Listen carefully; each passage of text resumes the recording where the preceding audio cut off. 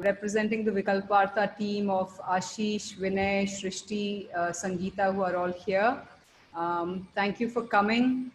Today's Vārtā is a very interesting one, and we've got two very strong women leaders from the Northeast who are here to livelihood that is practiced is the weaving, the textile weaving. So when we look around our own place, our own region, a lot of these are built upon the available resources in our own territories, and which is still going on quite, I should say, quite strong.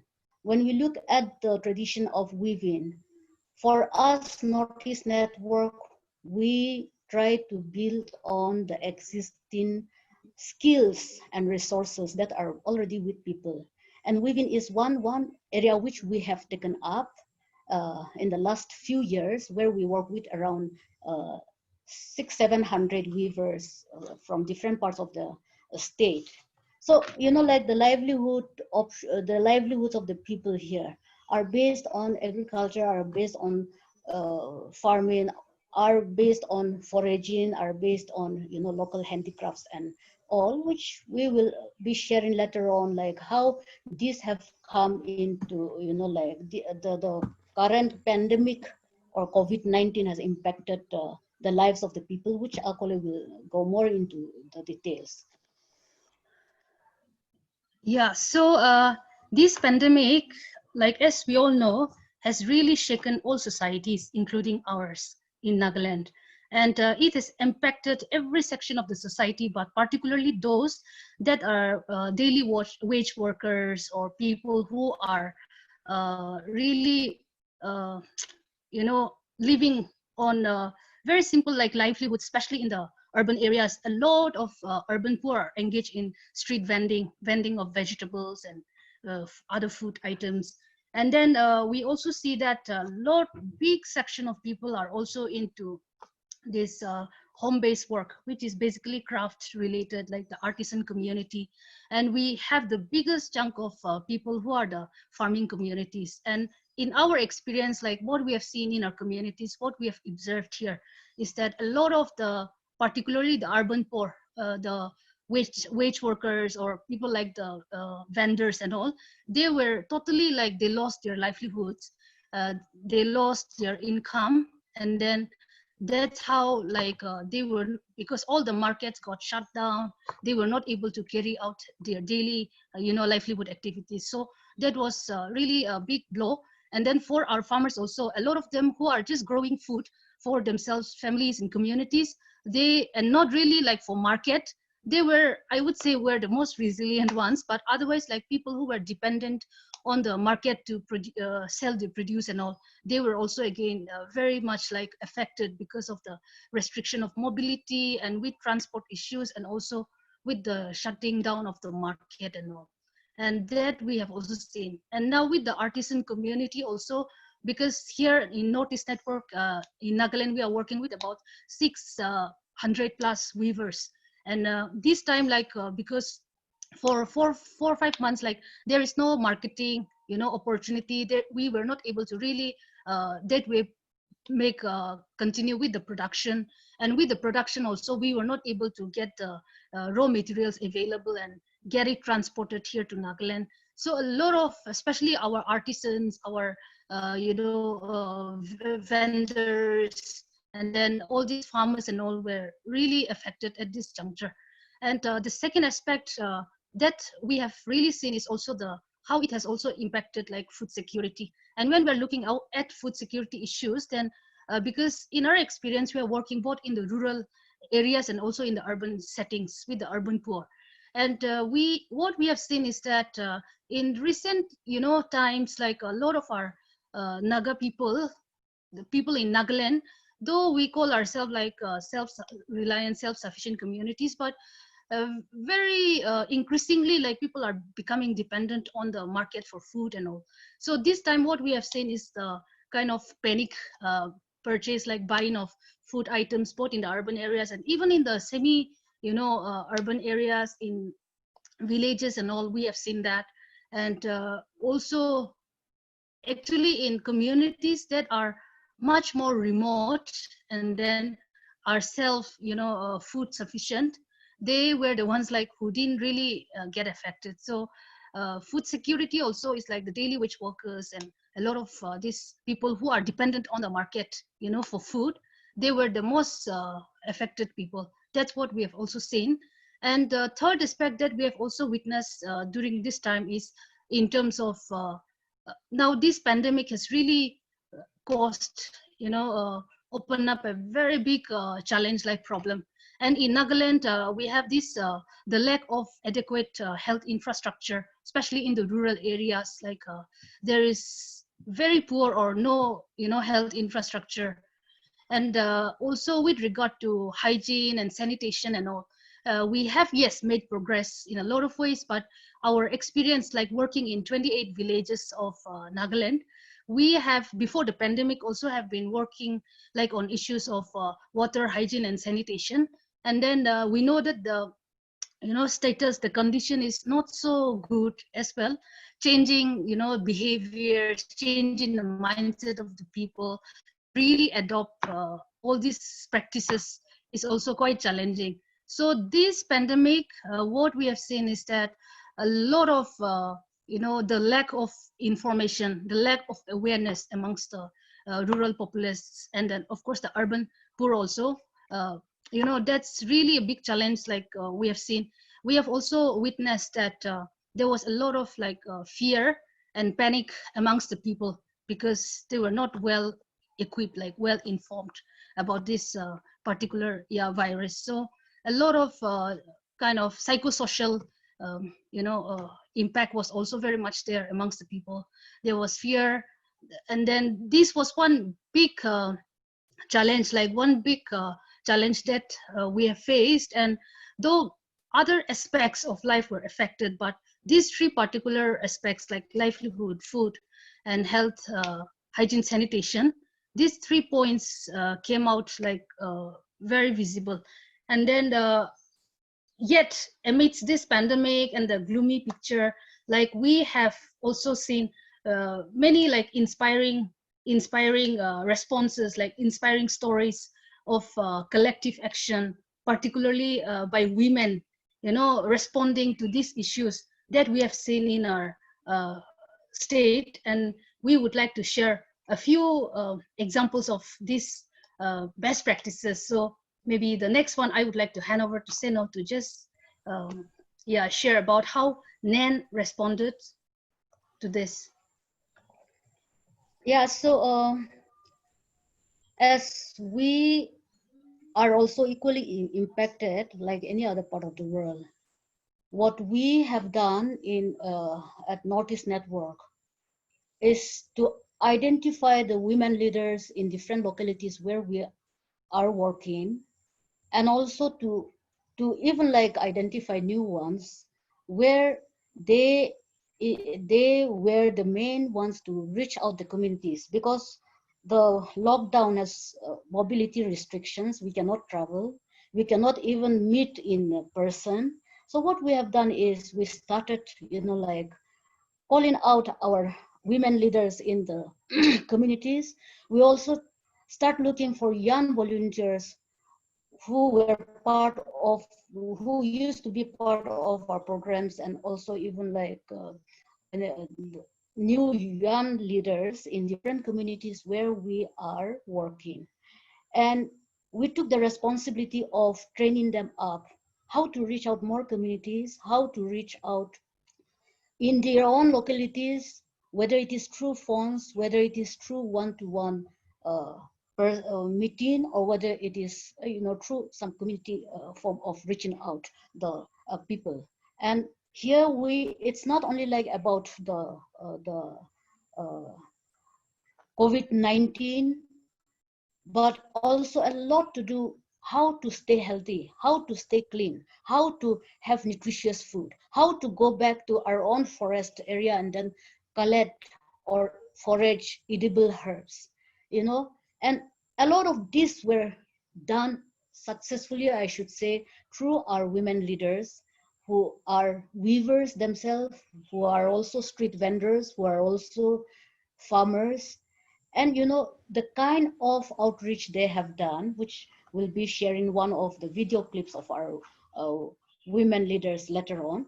But that's how we started creating awareness, and we started using different means. And at Northeast Network, what we have done is we started making videos by using participatory video concept, and then we started sharing awareness through the participatory video clips that we have made specifically for this pandemic time.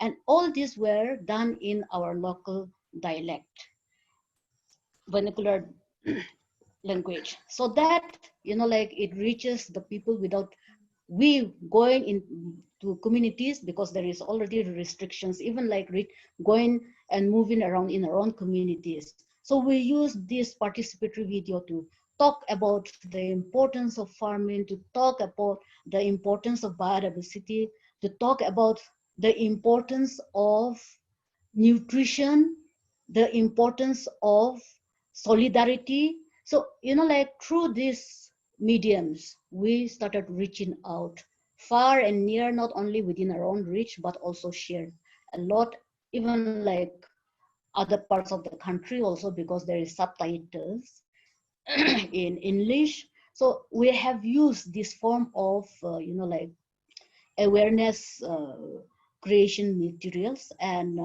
I think the next will be the video that will be showing on one of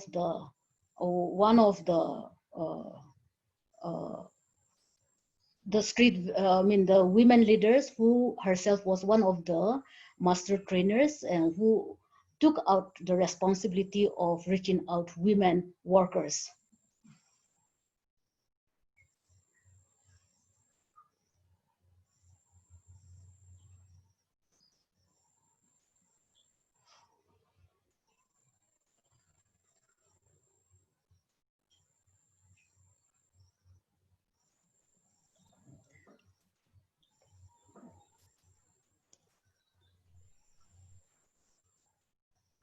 Vinny, the audio is not working. The audio is not working? No, it's not working. Not working. Vinay, when we tested it, it was. Share screen, you'll have to click on that. Yeah. I did. It is already shared. I have shared screen. No. Sorry. Sorry, Ji, can you stop share and then try again? Clicking on that share sound link. Where's the share sound? On the top, on the bottom left corner, when you click on share. Bottom left. Yeah. Sorry. Okay.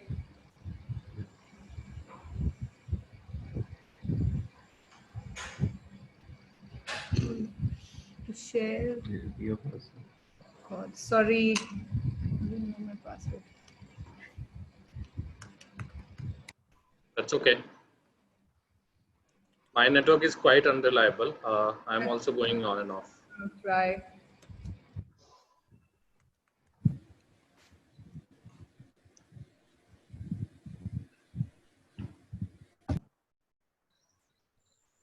Can you hear? Network no we get the po trainings no so ni leader at that so be at the ni COVID-19 no he but lo ke skills no te unya au ke ke zelo au Nagaland ni zmi mi chi pe ngos no so ni au ho ka zelo ni zmi on he COVID-19 jo ho awareness no ke mes ne mi ke message awareness no ke he mi no ka ko me zi me ta ni ami me ta ke zi ke zoi ce me ke khoi ke zi ke zoi ce ne si mi zi ne a ke wo ke le ke ni ka zo ni zmi ni lo ke zi ko ni jo ho wo te ho be de ke zi jo ho fon lu me zi ne po zo ni kan te sa ra ko ke le te wo ni ke di ka hu me zi mo jo ni awareness me zi ke za snyo ci sa se le ke ke mo ha ton lo me zi ke ko yo bo ni ze te ke zi me zi sa ra a ti ni ne a ke lu me su ke zi ne ka zi lu menu不知道给问下来开这大吃个是很难么子或者么个是那是么子不知道个是很厉害这大么子吃但是个是呢很厉么子阿咪这大烂个了是呢好个是呢么子个hani呢阿你学问别个是个嘞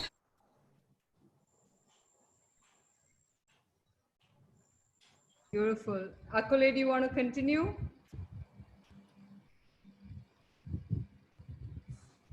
Yeah, I'm just coming back. Yeah, so just for the audience to know, we had requested Seno and Akole if some of these women leaders could even join the webinar, but they could not do that because their villages are far away and connectivity is bad. So this is what they put up in the last 2 weeks, and thank you so much. It really tells us about them directly. Yeah. Carry on. Yeah, so that was Konyu, one of our community women leaders, and she, like her, other like 25-6 women are also reaching out in their respective communities, spreading awareness about not just about COVID, like precautionary measures and all, but also talking a lot around women's reproductive health and about psychosocial care and all. So I think that is what we wanted to bring them on board, but as Juhi has shared, we could not bring them, but happy to share their story with you. So the next one, like I also wanted to bring in one story here, like in Kohima and Dimapur places, those areas, we are working with women street vendors and all. So in Kohima alone, there are more than like 300 vendors, like women street vendors. So during this particular pandemic, after the lockdown, all the markets were shut, and women who are solely dependent, most of them are the primary breadwinners of the family. So this time with the lockdown, with the shutting down of the markets and all, even the vendors, they were not able to go out and sell their produce. And a lot of them, because they were solely dependent on this, with no income, they were not able to really sustain, like make ends meet. So that is when the women collectives, because NAN has been working towards like collectivizing these women groups, strengthening their leadership and their capacities so that they can take collective action. So during this phase, like when they had this problem, they got together, they approached their women leaders, and then from amongst them, like they got in touch with the municipality and started negotiating for space, in these areas to continue with their vending areas. So in the next, last few months, like they were able to negotiate, and finally they got like 5 allocated sites just for them. They were also issued ID cards by the Kohima Municipal Council, and this women organization, the women collectives we are building, they are called the SEWA, the Self-Employed Women's Association of the Nagaland chapter, which NAN helped in building up. So this group, they managed to secure these vending spaces, and till last week, about 80 vendors, they were able to continue their livelihoods. And we just recently, a few days ago, we managed to get another 50 more seats allocated for them.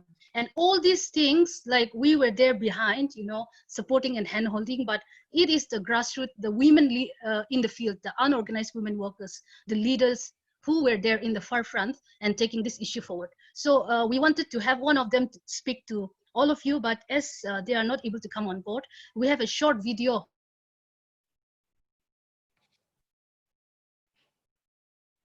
from this initiative by the women leaders. So my request to Juhi to screen the video.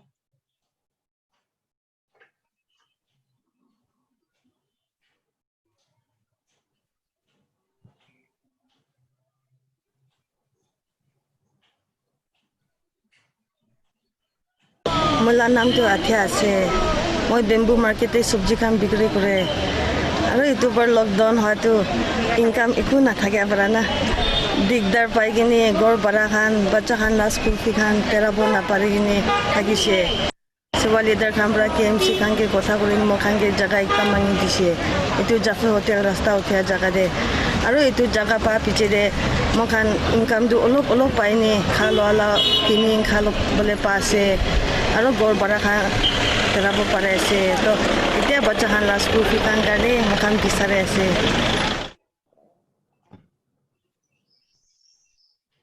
Thank you, Akule. Yeah. Yeah, so that is one of the vendors who have benefited from this initiative. So maybe the next one, I will ask Seno to just step in.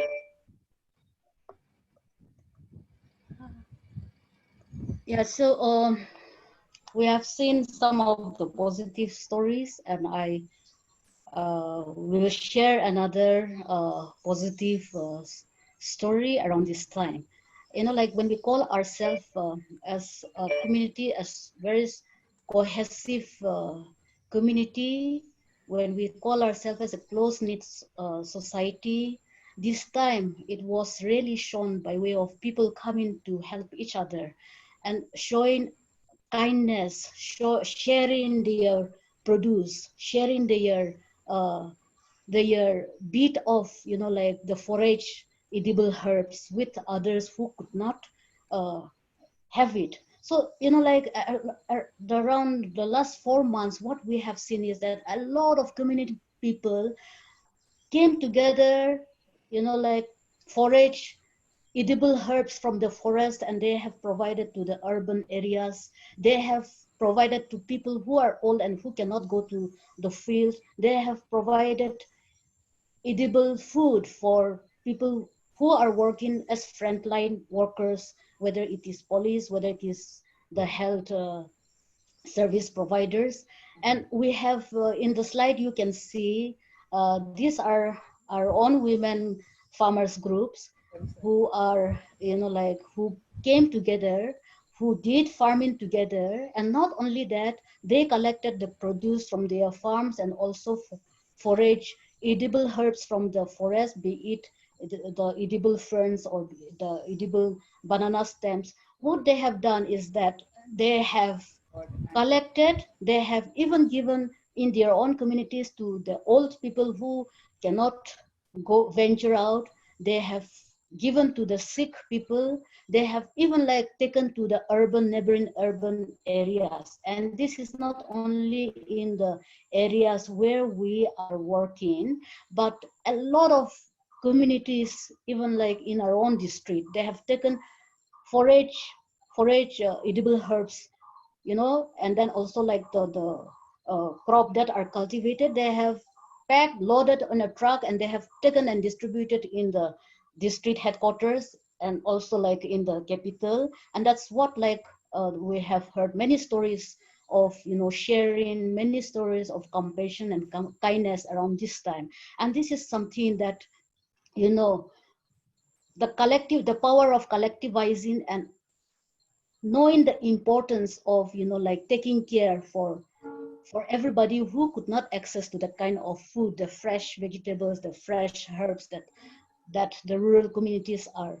having. And this is something that we felt that it is very, very important, be it in our own communities or be it any part of, you know, the country or any communities, that we have to come together and see that my next neighbor is not starving, or my fellow workers in Kohima are not starving, or are not running short of nutritious or fresh vegetables or you know, nutritious edibles. So these are some of the stories that we have seen even amongst our own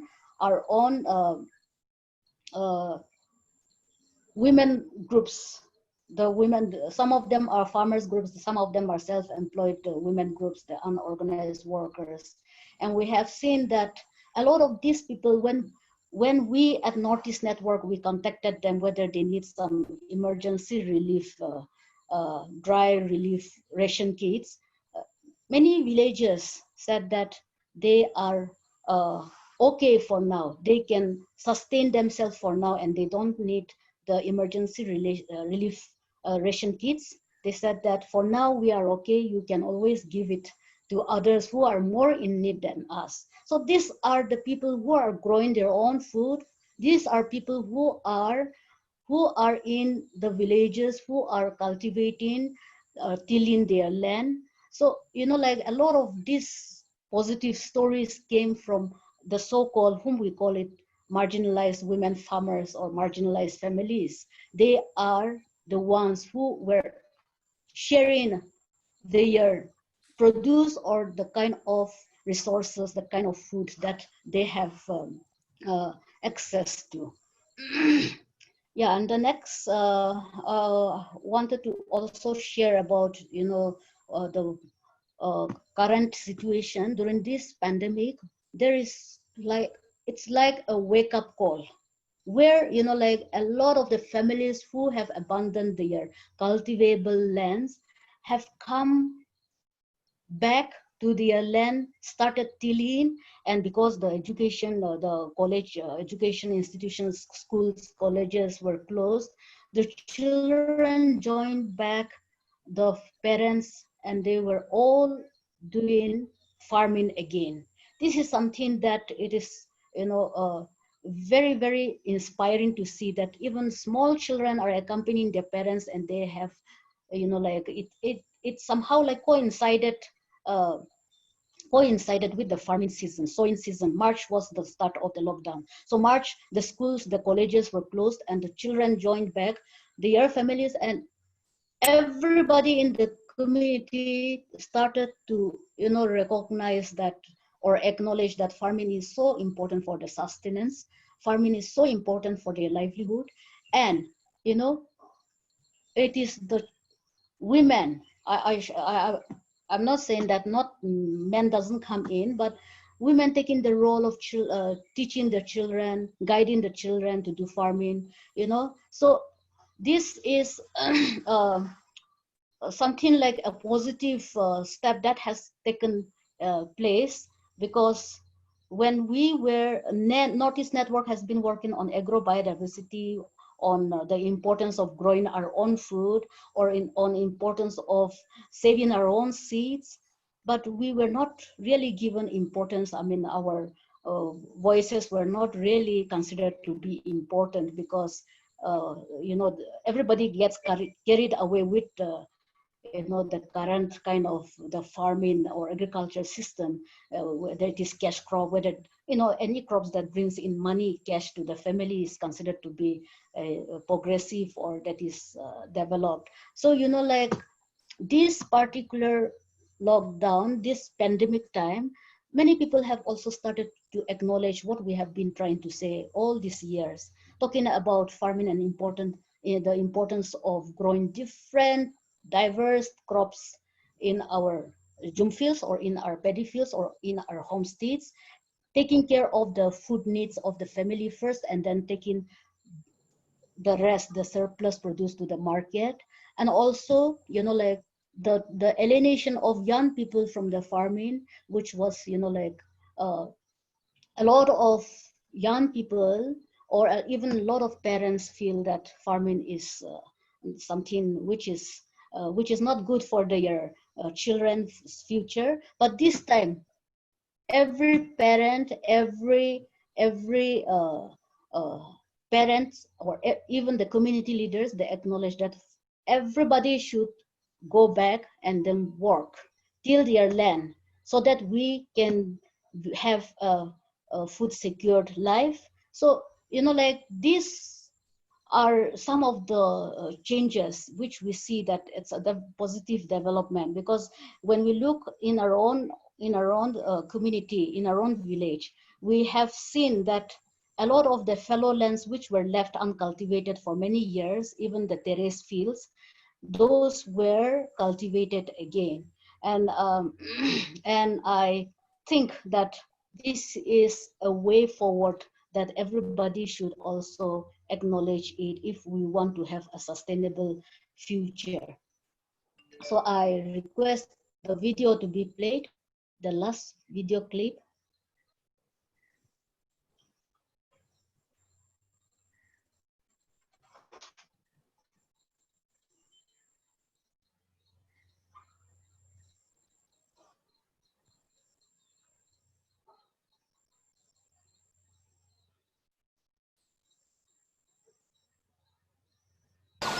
zeni misilio ekami nenchazami kulola meluta wota huni mapuni shogosha tsitsapa amisake tsuzu huni amike bumyo shogosha tolhiya atsatoni anke bumyo ke bumo amileke amikebe amike amikulobe amike amimelube huni ami miti tsala dede potaro huni ami me fotrata puwe floya ro awo tsiye michi fotoloya ne tolhi ke bejelo ago tatami he taita ke no pelomas shpatoho jakho ke zike wesh nyer be pelomas ke chjelo mo chlo de khiriwi bo ago ke tsriani tsemo ke jelo aka parile gutarile ke tskiниrile ke de ke khirile lishli jaka dede wa ago ke tsrian tsemo jelo ago me de ho damedzu belole.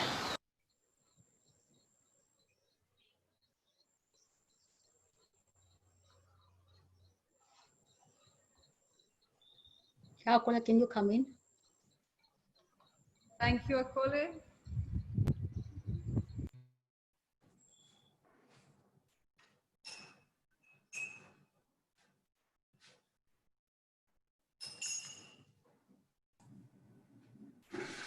Thank you. You're on mute, Akole.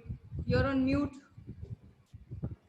Yeah, so I think the message just shared by the women farmer from Chizami village says it all. She has talked about the importance of having our own land and resources, our own seeds, our own knowledge systems and all to sustain. And then she talked about the importance of solidarity, reciprocity, supporting each other, helping each other in all times. So I think from our side, we would like to end with a couple of, lessons learned, want to share some of the lessons we have learned and what we feel should be done in the maybe coming years.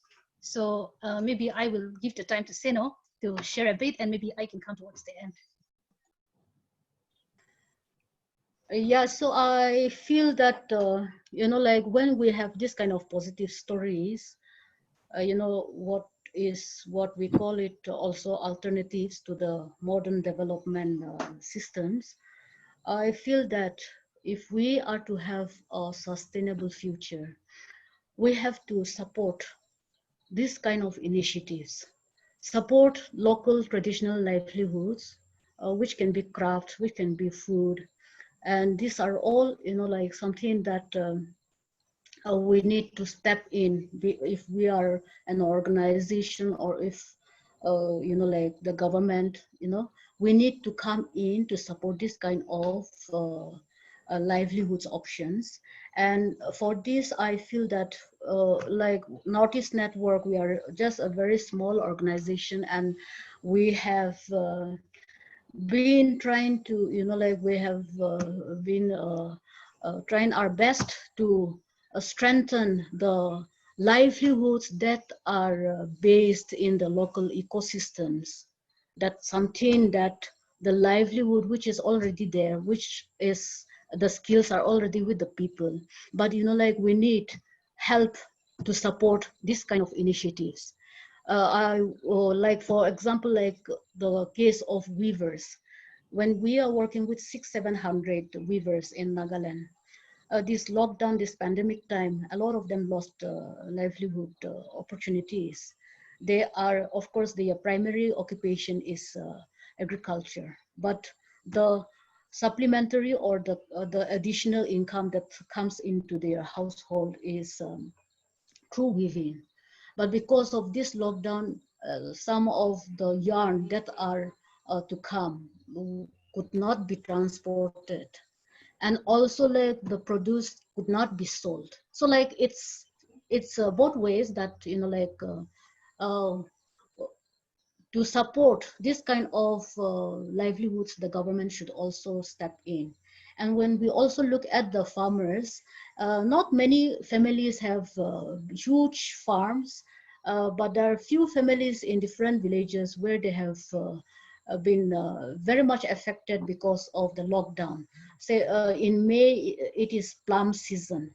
and people have lots of plums produced around the month of May and first week of June. But because of the lockdown, they could not sell, and it has rotted, and they have suffered a big loss. It's not only that in some villages, some could not sell even their farm produce and all. So, you know, like how do we support these farmers? I think we have to see a way out in this aspects. The other is, of course, like how do we support, or how do we build this, or strengthen local markets? How do we also, you know, like strengthen the local food systems? You know, and then the other thing is, of course, like when we look at the video clips, we have seen women taking a lead, but if in the real formal decision-making institutions, women are not really considered to be, you know, like fit to be in the decision-making bodies. It shows that women are capable of doing, even not only in good times. A woman leader said that not only in good times, but in crisis like this, we need to play an important role. And truly, they have played an important role. We have identified 25 women workers, women leaders from the grassroots area. Some of them are farmers, some of them are artisans, some of them are street vendors, but they managed to reach out somewhere around 18,000 women in Nagaland in the past 4 months, creating awareness about, you know, like COVID-19, creating awareness on nutrition, creating awareness on sanitation and personal hygiene, and you know, like how they can do. So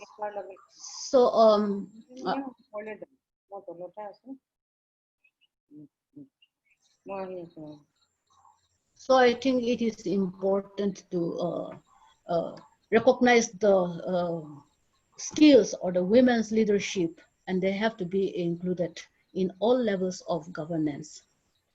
Yeah, Akule, can you add anything else? Please add.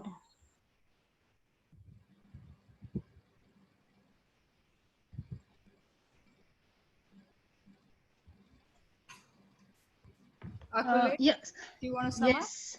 Now I was just looking at the chat box and a couple of questions that are coming in. So if you Maybe. guys are done. Yeah, I think from our side, maybe we can just open up for questions, and maybe later on, if there's anything, we can get back. So thank you so much. And yes, there are quite a lot of questions, and I'm going to try and start with the first one that came from Mr. VM Arora, who wants to know how many villages and how many districts in Nagaland can they find the presence of NEN? Right now, yes, we are working in 6 districts of Nagaland. So like some are towns, but about 50 locations, 50 locations, villages. Can you please name the districts? Akole? Yes, Tuensang, Yeah. and Kohima, Dimapur, Phek, Mokokchung, and then latest is the Noklak district, which earlier was part of Tuensang. It was Tuensang. Now it is Noklak. Yes. Yes. Okay. And are you also working in Mon? No, not in Mon. Okay. Okay. And in all, you are working in about 60 villages? Yes, about 50 villages. 50 villages. Yes. Mr. Arora, we will share Akole and Seno's email addresses with you all. Yes. So for the future, you can definitely stay in touch with them and see how we could collaborate. I would request you to send me their mobile numbers also, please. Absolutely. Sure. Yeah, please. Yeah, thank you. Our next question, is from Nima. To both of you, she says, do you think that in addition to NEN's efforts, the traditional social organization of the Naga community and villages played a role in being able to deal better with COVID-19 as compared to other regions where the traditional collective way of living has now weakened? Yeah, so Seno, you want to comment? Seno? Definitely, Nima. definitely, the local communities plays a very important role. A Northeast Network, because we are told to share about our response to COVID-19, we have been, I should say, selfishly sharing about our own work. Definitely the local institutions like the village council, like the village youth society or students union, they play a very important role. Even like from the church also played a very important role. The church, the village council, they all encourage everybody to go and till the land, because we cannot starve when this type of pandemic comes. And when it comes to even like handling the returnees, the young people coming back to, like migrating back to our own villages or to our own state, it is the young people, groups like Students Union, like the Youth Society, along with the village councils, they have been actively, working together as to how to respond to this pandemic, which is, something which has disturbed mentally, socially, and, all of us, including both, young and old. So definitely, like the local governance system, if they can, they are already doing their bit, but if they can come out of their way of functioning and more into, looking at, some of the activities, some of the programs that can help the people, the communities, that will definitely make much more impact in changing. Yes, just in addition to what Seno has shared, just in my village, in Shizami village, like the management of the quarantine centers, when returnees comes from outside, people talk about home quarantine and all, but it is quite not practical, in the villages. So what the community has done is they came forward, they constructed a quarantine center, that was like participated by the entire community. And once the returnees started coming in at a stretch of about a month and a half, like all the food, everything, the cooking of the food to packaging and everything has been managed by the social, all these organizations in the village in rotation, and all people volunteering, coming forward, giving food for free. So a lot of this community participation definitely is, quite strong, I would say, when it comes to the, managing all these things also. So I think, yeah, that way, maybe just.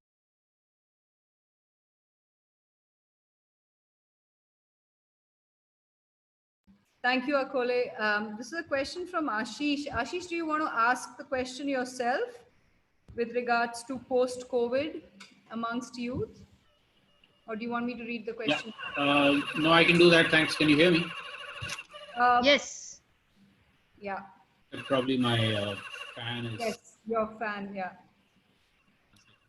Yeah, so I think there were two parts to that. One was that this kind of community spirit, which is so wonderful, especially in these times, our modern development processes and commercialization and all of that tend to destroy community spirit and make us much more individualistic and selfish. So how does one retain this kind of a community spirit as communities develop in a certain way? And now that we've seen so many young people going back and engaging again with agriculture, do you think that that's mostly a temporary phenomenon, that as soon as COVID lockdowns are lifted, young people will go back to the cities and so on?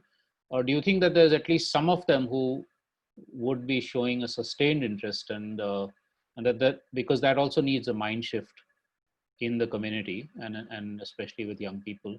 So is there enough of an incentive to stay back and then be able to rethink their livelihood options? Thank you.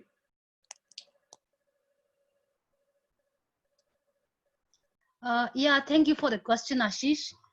Well, first thing, like, how do we retain this community spirit? I think, yeah, from my, personal experience, to do that, we have to keep certain practices alive. In the village, we have this community living, and then we are, organized into khels and all. And in these khels or the wards, like we have our own social gatherings.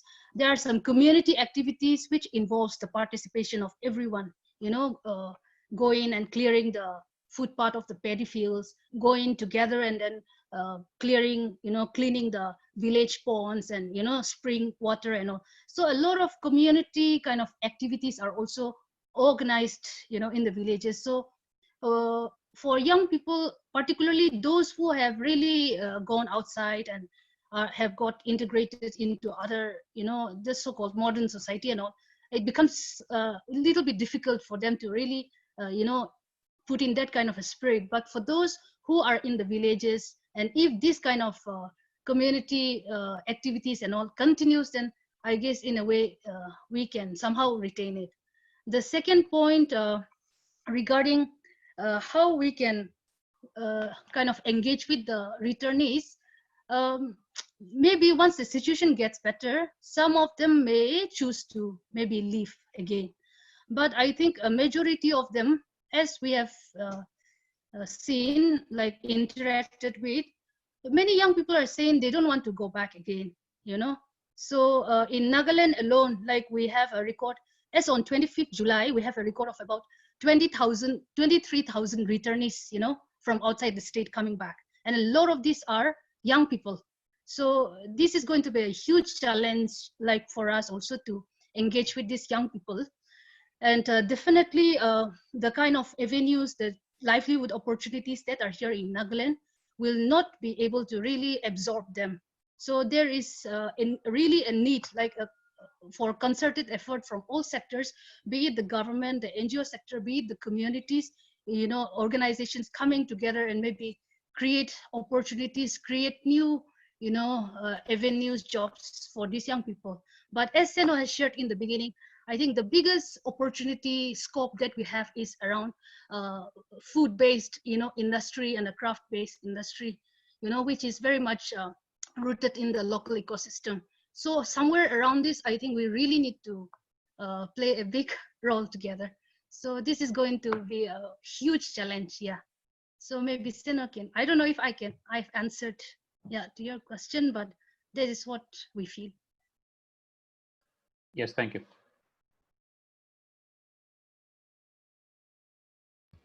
Seno, do you want to add to that? No, that's fine. Okay, so I'm going to go to our next question. There are quite a few. We do have time, so there's no problem. This comes from, again, from Nima, actually, saying that was better security of tenure over their lands and forests also a factor for them to have been able to do the work that they have done post-COVID, I think. Nima, if I've not got the question right, do you want to put it together? No, that's it. Thank you, Azumi. Hello, Seno and Akole. My question was exactly that since there is, the people have rights over the forest and even the shifting cultivation lands that they're cultivating, they own these lands. There's a community ownership, which is very different from rest of the country. So I was wondering whether, because they had this sense of security, did it play a role in being able to do what they did? And if I can add one more to this, it's Nikhil who has asked this question and it goes with the same, is what is the situation of the landless poor in these areas as well, So I thought maybe both these questions could be answered by you together. Okay, as far as, like the data may show that there is a landless population in the state, but as far as to our knowledge, in the areas where we are working, of course, not Dimapur urban area, municipality area and Kohima, but besides that, wherever in rural areas that we have been working, there is no landless population as such now, because we have community land, and also there is this system where if you cannot cultivate all the land by yourself, you can always give to the person who is in need. Of course, like there is some system of, you know, sharecropping and things like that. And some are, of course, like it is given free to cultivate.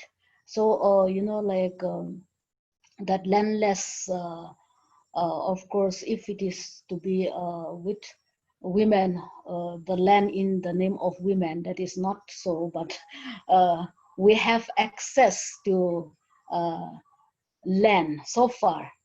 And yeah, the doom fields and all, like a lot of debate have also gone in that shift in cultivation is not good for, you know, the vegetation. It's not good for, you know, it is contributing to global warming and climate change and things like that. But actually it is also because there is deficit in labor, because only the elderly, the parents are left to till the land. The young, the youths, there is alienation to the land and also the farming activities that is done. So I feel that, you know, like this current stage, as in the areas where we are working, there is no question of, you know, landless people.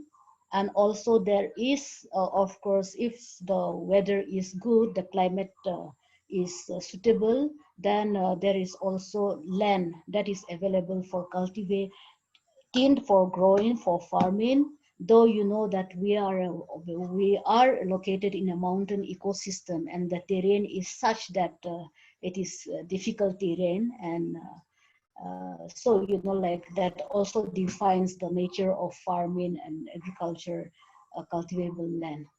Yeah, so that's what I will say. I don't know whether I have answered.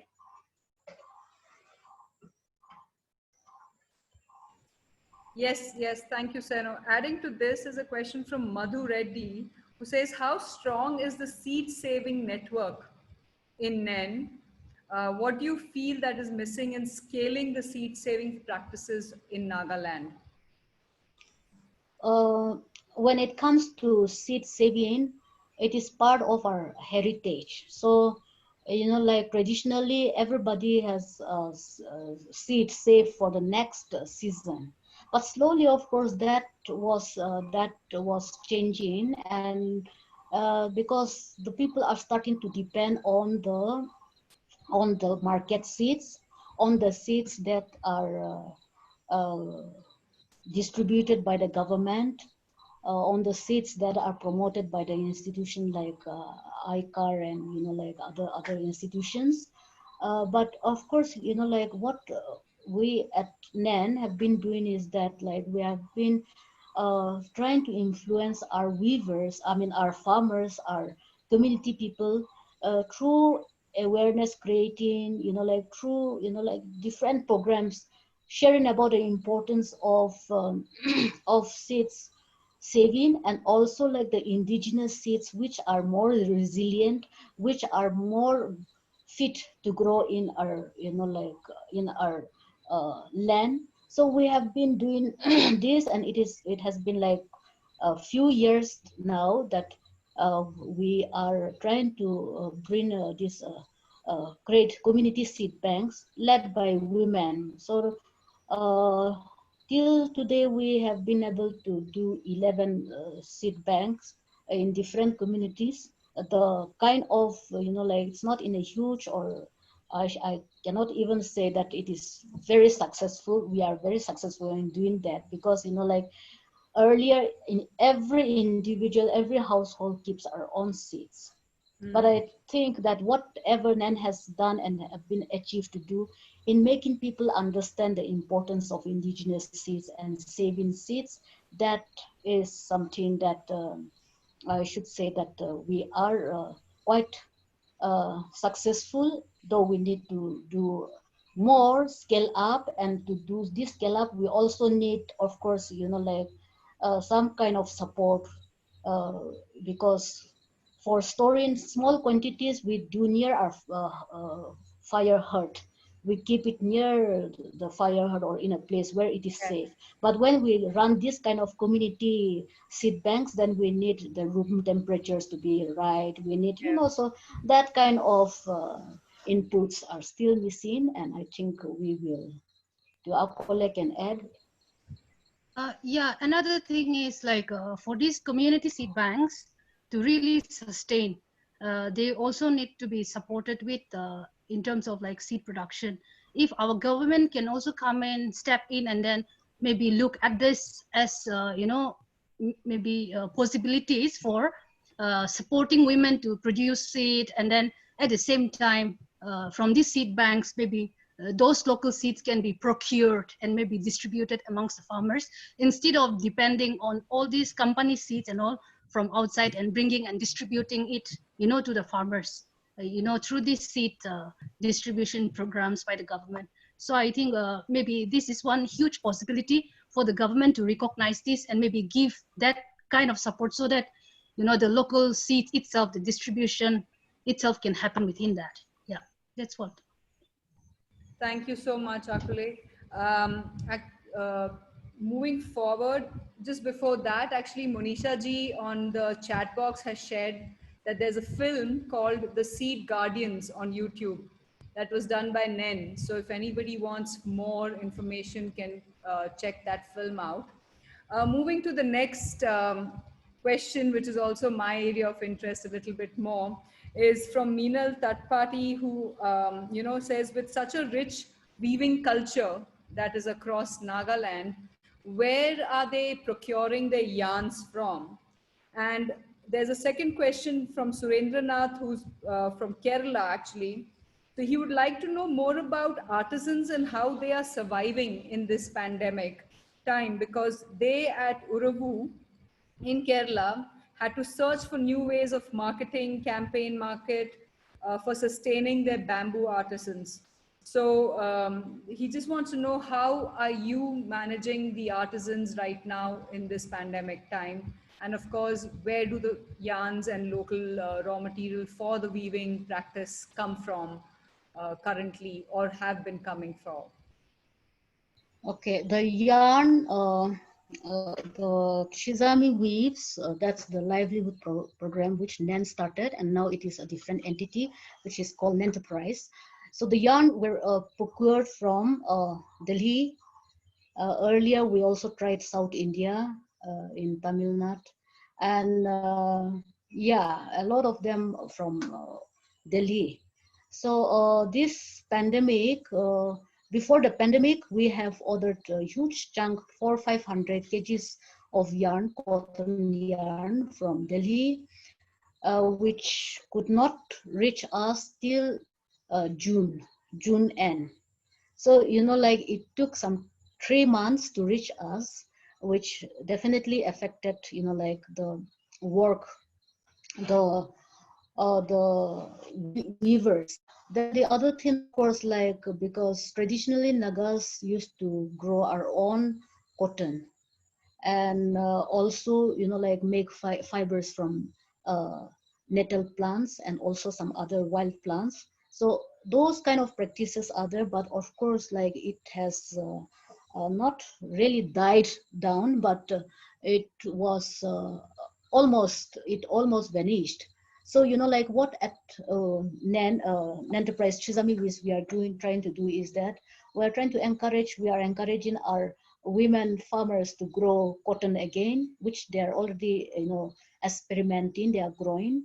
We are also working on developing the natural fiber from stinging nettle plant, which is also doing well. Of course, like we could not really speak in terms of mass production or meeting the needs of the demands of the customers right now, because it is slow pace and we need to identify even like how to process, how to make it easy, how to make it like more easier for the weavers for processing and things like that. And of course, like when this pandemic came, it really affected because there is no mobility. The weavers could not come to collect their work. They could not even bring and give the finished products and to get their wage. So a lot of weavers, especially the weavers who are outside the place, Chizami village, where we are based, they are from other districts, and like they were quite worried about their own even sustenance, because some of the urban based poor, they are dependent on the weaving that they do with us, and suddenly like there is no earnings, so like it has affected our weavers that way. A question on it. There have been a lot of campaigns that have been happening to get the weavers to do online marketing, and find new ways to get their sales and stocks out. So have any of those kind of exercises been carried out by you or tried by you? Yes, we have done, like whenever there is a new product, we share in social media, uh, like the website or the Facebook, and like orders come. For one example, like when this pandemic started, we all have to wear mask. So my colleagues at the weaving center, they started making masks, not only the cotton masks, but also masks made from the traditional motifs and all. And people loved it, and people started to order it, and we could send quite a few, through courier. But of course, like because of the lockdown, it's taking time. And now a lot of, like even invitations are coming us to explore the online marketing. Like the other day, my colleague was uploading photos in Dry Fed website, where they are opening online portal for the artisans, and which I'm not sure how it is really going to work, but there are efforts by different people. And for us also, it is a worry that for us, that if we don't find avenues, if we don't strategize in this new normal, then there will be no marketing, and when there is no marketing, it is going to affect our weavers. Yeah. Thank you, Seno.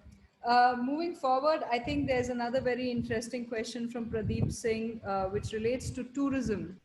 And, Nagaland, Meghalaya, these states have also heavily depended on tourism for income and economic growth. So, how has that been like affected because of this pandemic, and what you see happening with this particular arm in the future?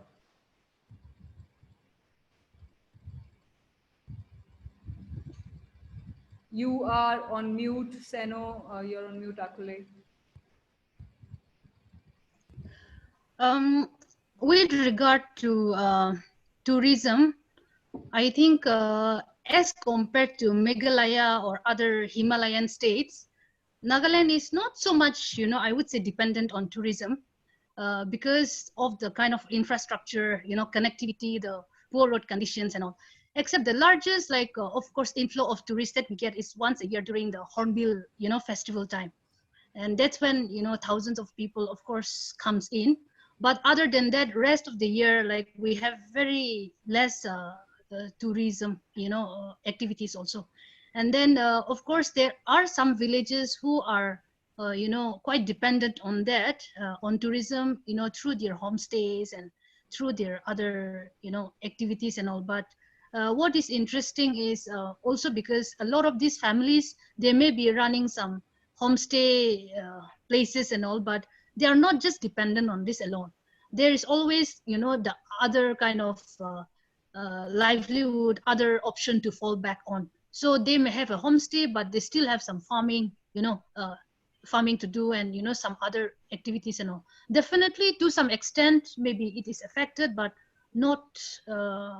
I don't think like it has affected so much.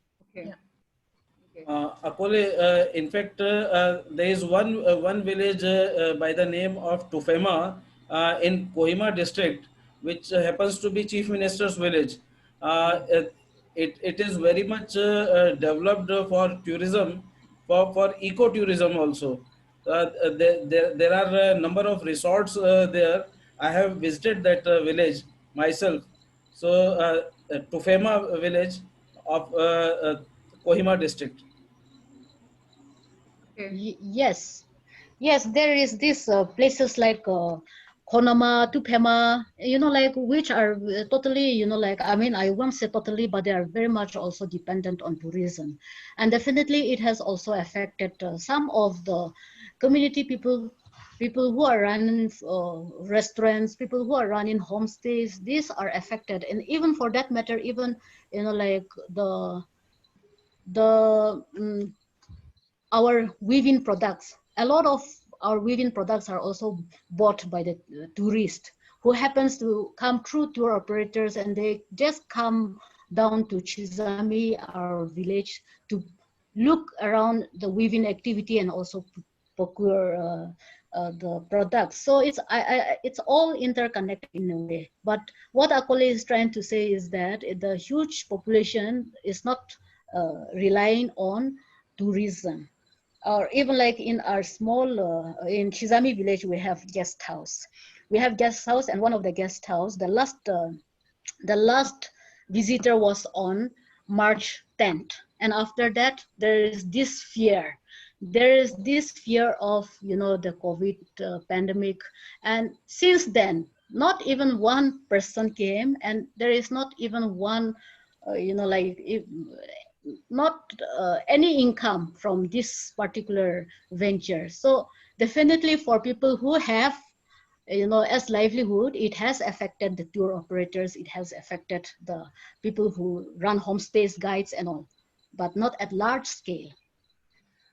Thanks, Seno. Actually, Pradeep Singh, who asked us this question, was also specifically wanting to know if you know how it has affected tourism in Meghalaya as well, if you have any information on that. Yes, Pradeep, we are sorry. Yes, we are working even in the states of Meghalaya and Assam and all, but maybe we don't really know the status, for the two of us this time. So we are not able to respond to that. Yeah. But, one reason that we can always take it as a response to the question is that when there is this lockdown, every movement is stopped. So even like a lot of people who not even from, not from far away places, but even from cities like Guwahati, every weekend there will be hundreds of people going to spend a weekend in the hill station, which has a very pleasant weather. But now, because there is this interstate restrictions, travel restrictions, and also the whole industry has now come to a standstill, and I'm sure that it's the same story everywhere because the restrictions are there, vehicle is not available, there are a lot of protocols and complete lockdown that is there. So I'm sure that even in Meghalaya, for that matter Assam, for that matter Sikkim, and then Arunachal, the livelihood is, the tourism industry is badly affected.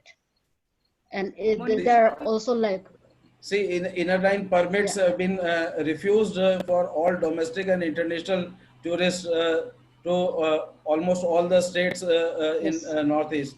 So I was going to Nagaland 15 days a month for about a year or so. But last I visited was on 21st of March. I had to come back. So after 21st March, I have not been able to go to Nagaland. Thank you, Arora ji. Actually, Monisha ji, do you want to add to Seno? You were putting up your hand. Yes, please. I want to add to both Seno and Akule. Yes. I am also with Northeast Network. Yes. That's right. I want to tell you in particular about 3 states: Nagaland, Meghalaya, and Mizoram. Okay. These states have taken COVID very seriously. And it's because of the first shock that took place in Shillong, where a very famous, well-known doctor, also a social worker, John Silo, Dr. John Silo, he was heading the Nazareth Hospital, and he also had started a hospital, he was with Bethany Hospital. He also started a hospital in a place called Nongpo. Now he caught the virus. In 3 days, he died. And there was a huge panic. It was so bad that the people refused to bury him. He was taken from one place to the other, and it became an administrative problem. That's happened now. But after that, both the Meghalaya, Nagaland, less Nagaland, but Mizoram, they've become very strict about people coming in from outside. Okay. You know, even if they are with masks and all that, they just block the roads. And this is one of the reasons why Seno and people are not able to get the yarn the way we are able to get the yarn in the Guwahati shops. Okay. So even if I want to send her 80 kilos of yarn from Guwahati to Nagaland, I won't be able to do so. That's all. Thank you so much. Puts a lot in perspective. Our next few questions are around actually more to do with gender. Like there's a question that is asking that the women farmers that we're talking about, are they also the owners of their own land in which they cultivate? The other aspect was where, you know, how do you enjoy support from the local governance, like the panchayats and the municipalities, and how does that work?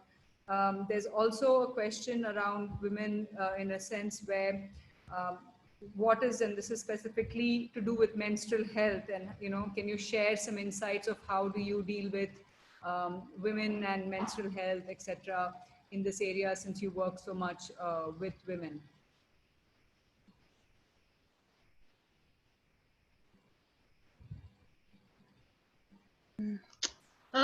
With regard to this women farmers owning lands, here I would like to share that in Nagaland, generally women doesn't have ownership rights, but they do have access rights, you know, through their husbands or fathers or, you know, family, brothers and all. They have access to land.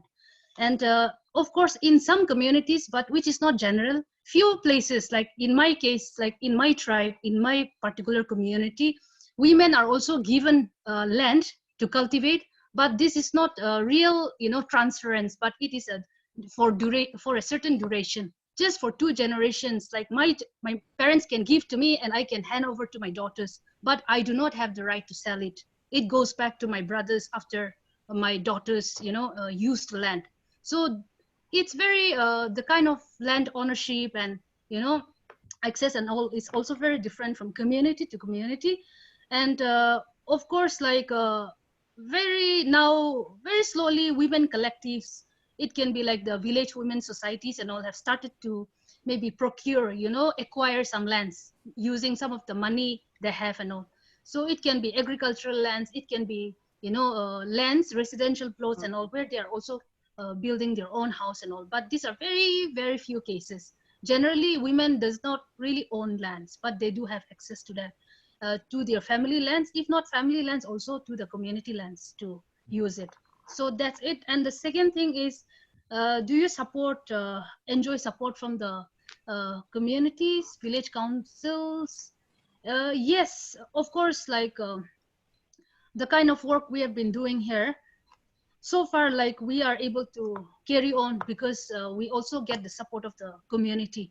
And when it comes to issues like related to food security, to you know, livelihoods, related to other kind of addressing social issues and all, we, you know, there is always this interest, you know, coming together without much resistance also. I mean, there's a lot of good support.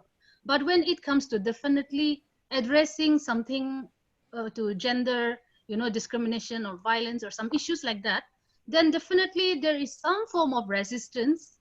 But somehow that is also, we have to find our way, you know, to really get through them, to communicate, to have a dialogue with them. So definitely it is a struggle.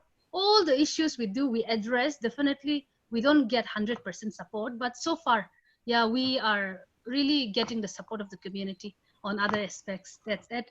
And around this menstrual health, of course, like in especially in rural areas and a lot of the urban poor as well, when it comes to talking about women's reproductive health, there's still of course it has improve so much more, but there is still some kind of stigma or some kind of discomfort or shame, you know, to really talk about these things, and these are not really discussed in very comfortably like that. So what we are also trying to do is, you know, to through our community women, you know, grassroots women leaders and all, during this pandemic time, we have trained them to really go out and talk to women and girls around these topics as well, to really take care of our own, you know, and start having conversations around menstrual health and all. And it has really opened up, and we've got very interesting like responses from the community as well, saying that this is something nobody has really talked about, and this is the first time we are hearing it. So definitely we need to there's a lot of discussion, there's a lot of we really need to talk more about this. Yeah. Lovely. Thank you so much. I think most of our questions have been answered by you. I'm just going to open this to the audience if anyone has any other specific question which you have in mind. Else, I have been seeing Samita Barua in our group that is also adding a lot of information to the region that we are speaking about. So I'd probably ask her to say, tell us about a little bit of her experiences and information that she has about NEN or the Northeast region as such. Anyone has any more questions that they would like to ask Akole or Seno? Joey, just sorry, it might be nice to hear a little bit about NEN itself. How it started, what was the motivation? That would be lovely, yeah. Yeah, so from Seno, Akole, or Ben, or anybody. Yeah. Ben should step in and share. Ben, I'm sorry. Ben is Manisha, sorry. Oh, okay. Manisha's nickname is Ben. Okay. I think Samita wanted to talk because she also was with NEN many years back. So she's welcome to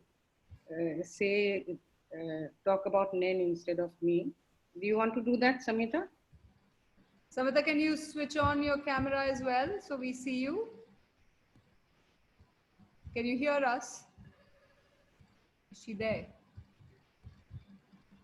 Hi, Samita. Hi, Juhi. Hi, everyone. Good to hear and good to be part of this. It's so amazing to listen to so many people. In fact, Monisha Behl should talk about her journey through Nagaland, and she's the one who took me to Nagaland. Fantastic. And directly to Chizami, actually. Lovely. And that's how I got to know about Nagaland in 2004. Okay. And that was a time when I was associated with Northeast Network. Great. And since then, the umbilical cord is still there, especially with Nagaland. And over the years, through different journeys, it's been only travels actually, sometimes very short travels and sometimes very long ones. And more recently, of course, a PhD research journey of ethnography from 2015 to 18, which took me and located me in Chizami.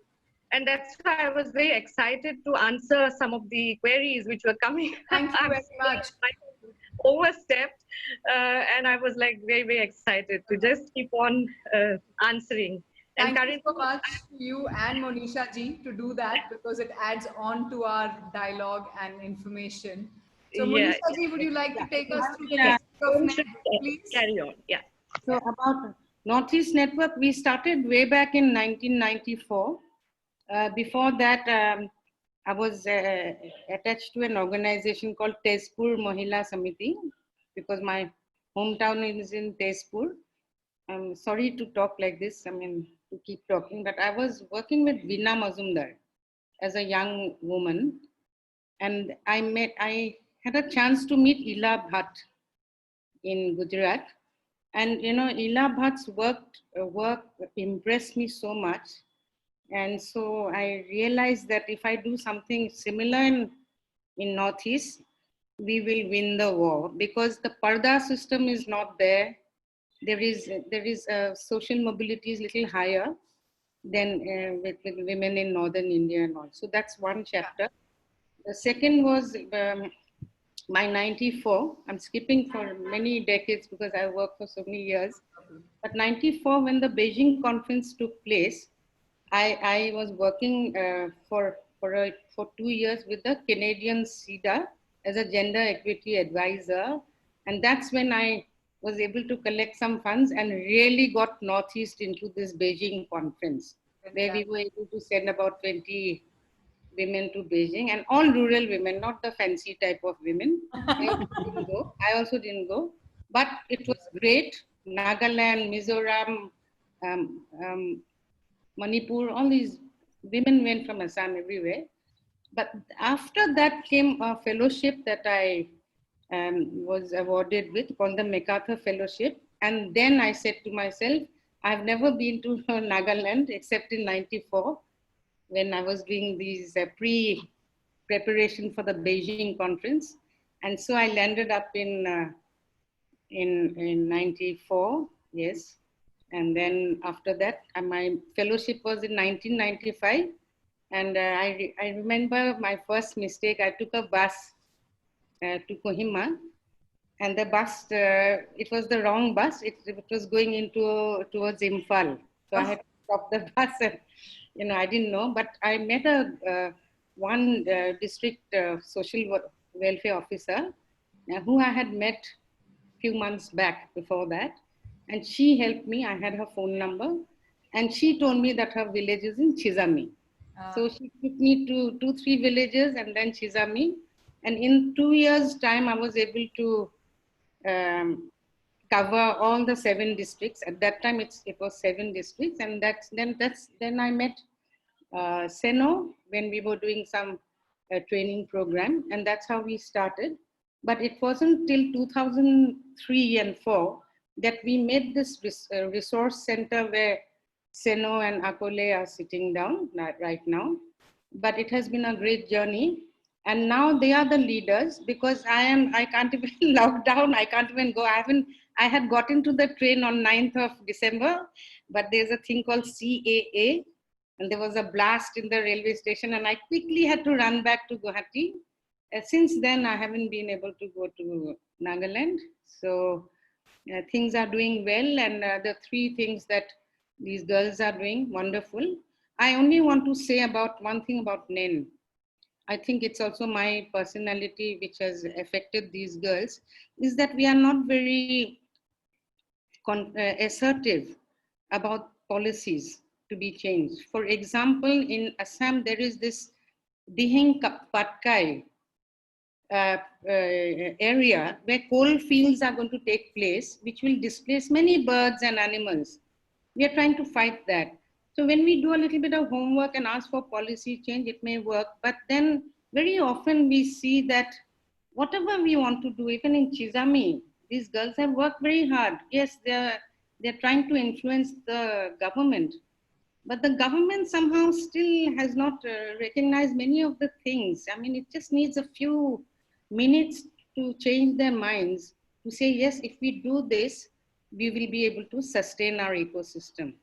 So that's not happening. The ecosystem, the biodiversity of Northeast India has to be somehow thing. So my appeal to all of you who are here right now listening to me is we do our homework, but our voices don't get carried nationally or internationally. And also I think we are not very confrontationist. Otherwise we would be in real trouble by becoming anti-nationals and all that. So I was wondering, what is it that we could do to showcase the NEN's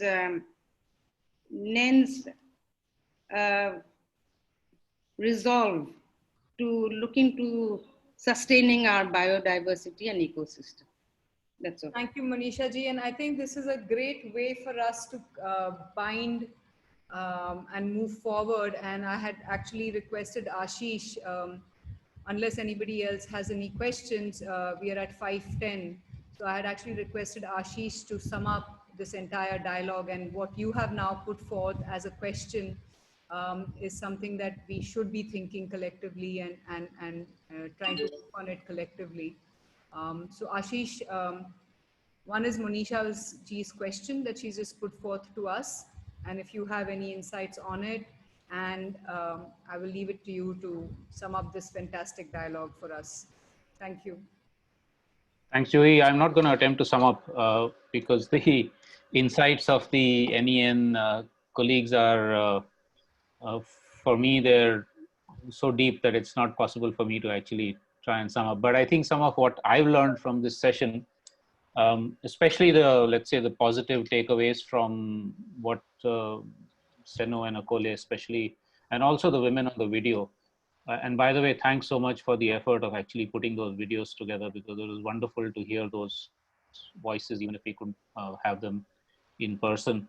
I think the message that those communities that have their own food security or food sovereignty, especially with food, I'm saying, were able to survive and cope much better than those who are linked and so dependent on the external market. That is such a strong message that's come from, I think, all across the world in the last 3-4 months. We heard the same thing from the Deccan Development Society, Dalit women, when we had our webinar with them. Exactly the same thing, that they were able to cope so much better. And not just cope, but also support others who did not have land or who, for other reasons, were not able to meet their own food requirements. I think that's such an incredibly powerful message, which we need to get across to everybody, including everybody in government who's talking about self-reliance, but in a completely different way. This actually is what self-reliance should be. But also, secondly, the vulnerability of vendors, of craftspeople, because they are necessarily dependent on selling their produce. They can't be, eating their crafts, for instance. So the importance of support structures and systems, where ideally it should be the government who should be supporting these kinds of things, but we often see that fails.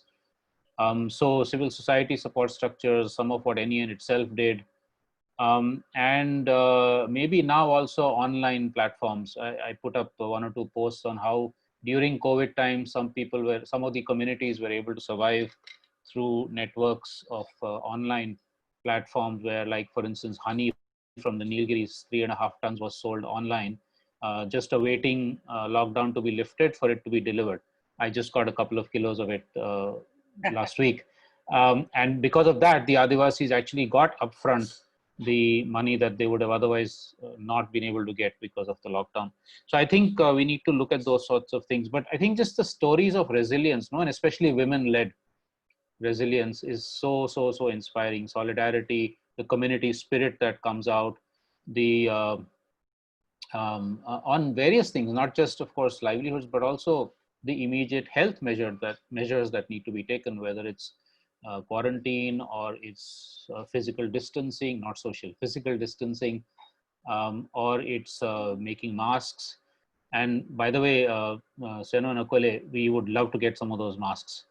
Everybody's talking about designer masks now. So if some of your masks are available, I'm sure some of us would love to wear them. So I think that kind of expression of solidarity, and then the fact that young people going back, at least some or many of them, are interested in actually going back to traditional sectors. And I think here is again a big challenge of how does one make those traditional sectors interesting, exciting, and inspiring for young people to take up, which could include, for instance, maybe some new technologies coming in, GIS, or being able to market some other things through, I don't know, WhatsApp or whatever. We've seen that with crafts in Kutch, for instance, where young people are coming back, not just because it's a traditional livelihood, but also because it's connected to some modern system, modern technology, or no new innovations or whatever. So hybrid systems, essentially, which could really excite young people. I think that's also something that's so important.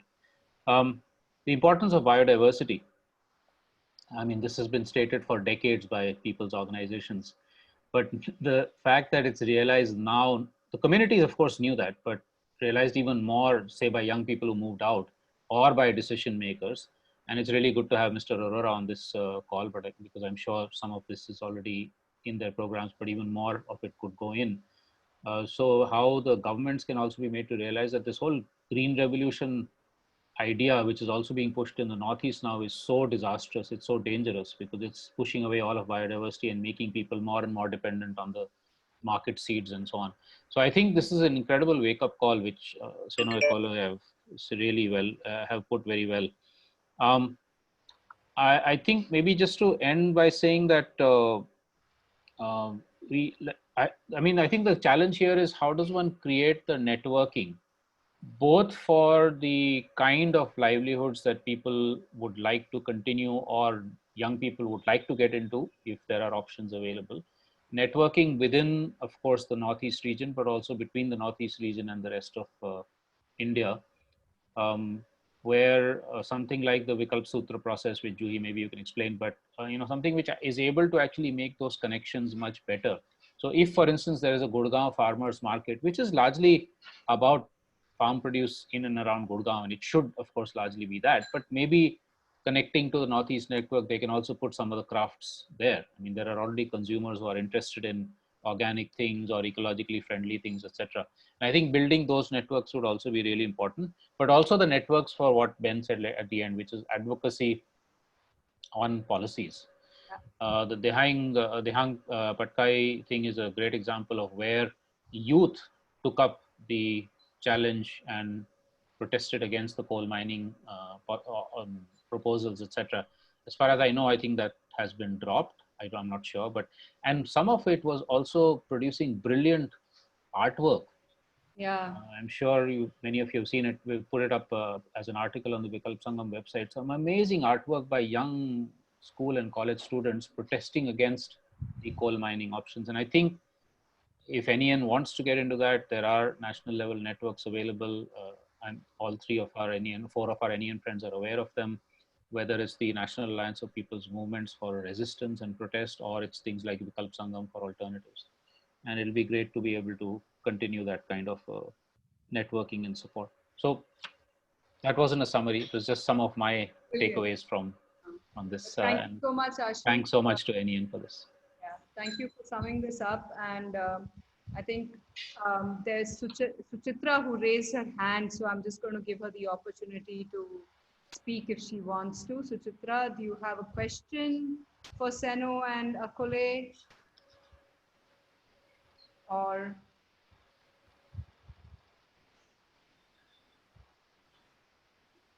I can't see her. Okay, so I think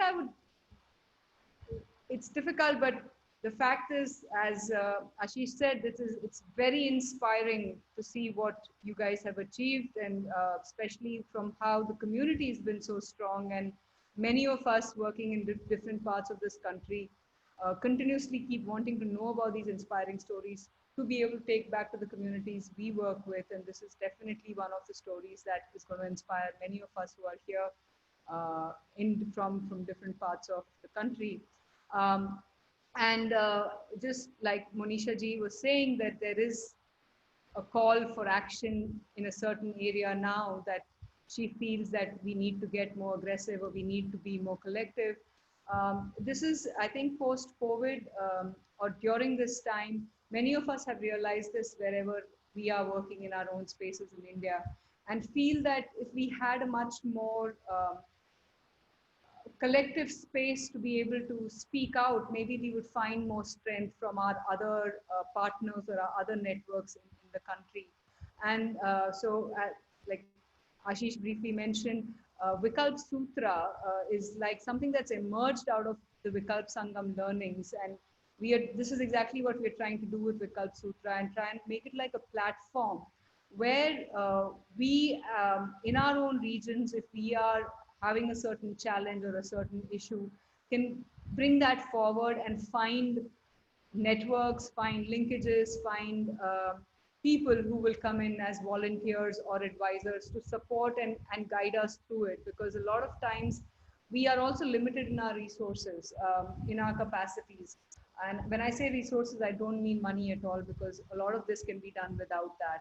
But it's more in our capacity, in the resource in terms of our space, the voice to government, which is very much important. And some of us lack probably a very straightforward format of communication, but could help with somebody communicating it correctly to the government or any other institution.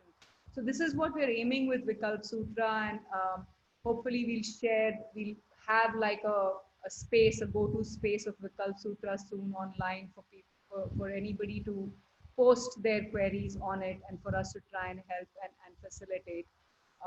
But coming back to this Vārtā, I think it's been truly inspiring. I've always believed that women are going to lead the world from now on. That's probably going to be a part of our new normal and in the world. So this is again one more inspiring story of how women are leading the world, and we should continue to do that. So thank you again, and thank you everyone who's been here and patiently listening for 2 hours. And we'll have our next Vārtā on the 22nd of August. We'll send you out the call for it. We're talking to 2 other networks, very similar.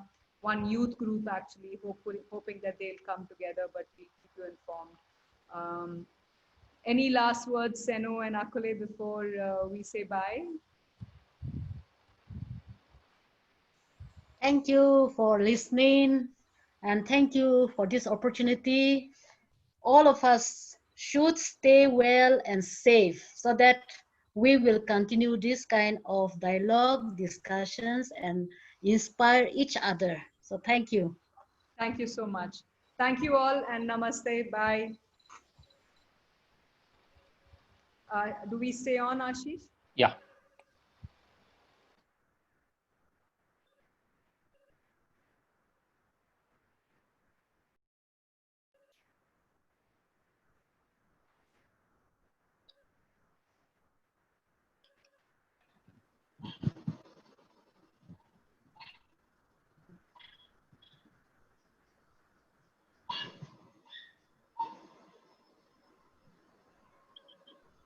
Akole, thanks a lot.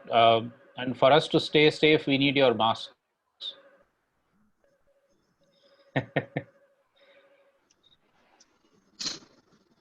Thank you. Thanks.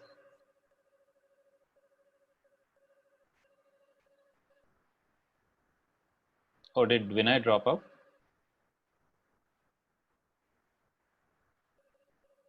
Juhi, you're on mute. Yes, Vinay is going back to Delhi tomorrow. He was at home, so he needed to get some work finished this evening before he... Okay, so that's just the 3 of us then. Hi, Shrishti. So today was good? Very nice. Yeah. I will get in touch with Chinhari now. I didn't want to get confused. We have 2 weeks, but I will write to them today or tomorrow so that I can have a call just like how I did with these guys next week on Tuesday, so that we have information from them by the weekend and the poster comes up. Yeah.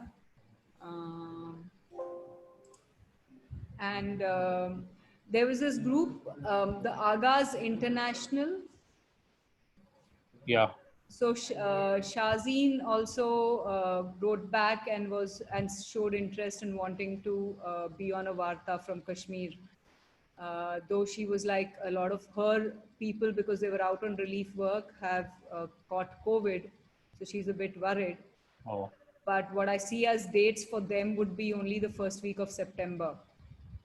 So I was thinking I'll talk to you guys. If you're okay, then I'll still have the dialogue with her and say we're not looking at it now, but first week of September. So it's also all 3 weeks later. That's fine, because anyway, it's every 2 weeks. So yeah, after 22nd, it will be 8th of September. 5th, no? 5th, sorry. 5th of September, yeah. It is 8th of August, sorry, yeah. Yeah. Should we reduce the frequency, as in like, should we do it once a month? Just proposing. Which videos? No, I'm saying that Vikalp Vārtā, should we do it just once a month? Because like now lots of offices have opened up, people have started going. Would that it's completely your call. I'm okay with anything. I think this is, I mean, if we can manage, I think it's fine, because there's no guarantee, Srishti, that even if it's once a month, there'll be more people on the call. So we mean for ourselves. For ourselves, I think she's thinking ourselves also. And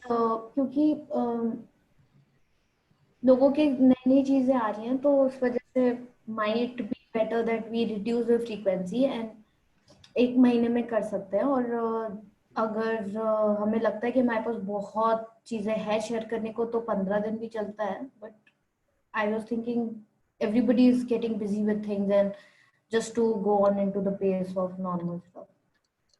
मेरे ख्याल से तो अभी अगर 2 हफ्ते में कर सकते हैं तो अच्छा है, because for us also right now we are still, most of us are still stuck in a place, so it's a little bit easier once we start traveling. 4, 5, 5, 6 of us or whatever, then it'll get harder. So I think for the next couple of months it should still be okay to do fortnightly. That is especially if Juhi and Vinay, because you're anchoring it, whether if it's okay with you. हाँ, मैं उन जूही और विनय के लिए बोल रही थी, वो लोग because मेरे लिए okay है। अब I had stepped out thinking that Sangeeta was doing all the calls, but now that we've now got this format where we can introduce ourselves and then speak to the group and then bring them on board within 2 weeks, it's fine. I think we can manage it. So let's just do it till, as Ashish said, at least till I don't start traveling, etc. I can, for sure, I'm removing the person. Okay, the one thing we need to figure out, which is still a problem, is putting up the recordings, because I think we have only till number 5, no, so far. Yeah, that's something Vinay has to figure out. Vinay has to, yeah. I will talk to him again and try and see that happening. Okay. So, we'll... And are the transcripts still happening, Srishti? By what's her name, that intern? No. We're not asking her to do it, or she can't do it? No, she's not responding. She's not responded to my emails for some time now. Should we try and get any other intern? We could. But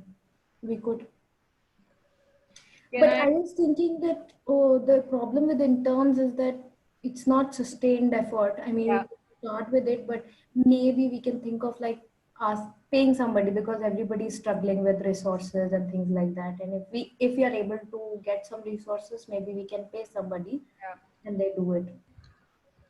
Yeah, so if we have somebody good in mind, I think we should be able to pay them.